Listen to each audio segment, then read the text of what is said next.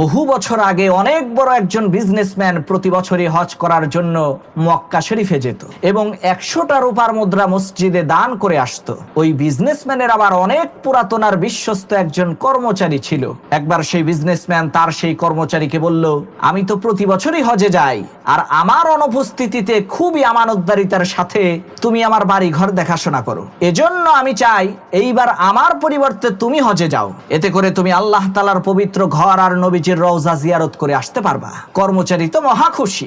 যখন তার রওনা করার সময় আসলো, তখন মালিক তার হাতে 100টা রূপার মুদ্রা দিয়ে বলল, এই রূপার মুদ্রাগুলো তুমি মসজিদের দান বাক্সে ফেলে দিয়ে আসবা। মালিকের কথা অনুযায়ী সেই দিনারগুলো সাথে নিয়ে কর্মচারী হজের উদ্দেশ্যে রওনা করলো। কিছুদিন পর সেই মালিক স্বপ্নের মধ্যে দেখতে পেল কেউ একজন এসে তাকে বলছে, তোমার 98 দিনার খুবই হেফাজতের সহিত আমার কাছে এসে পৌঁছেছে।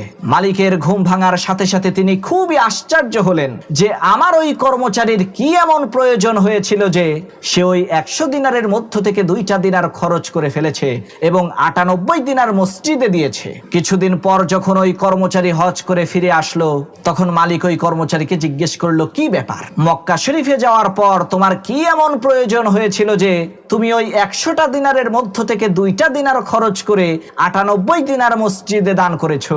মালিকের এই কথা শুনে সেই কর্মচারী হয়রান পেরেশান হয়ে বলল, আপনাকে এই খবর কে দিল? কিভাবে আপনি এই বিষয়টা জানতে পারলেন? তখন সেই মালিক বলল, আমি স্বপ্নে দেখলাম কেউ একজন এসে আমাকে বলছে, তোমার 98 দিনার খুবই হেফাজতের সাথে আমার কাছে এসে পৌঁছেছে। তখন সেই কর্মচারী বলল, আমি তো মাত্র 2টা দিনার মসজিদে দিয়েছি, আর বাকি 98 দিনার দিয়ে আমি অসহায় গরিব ক্ষুধার্ত মানুষকে খাবার কিনে দিয়েছি।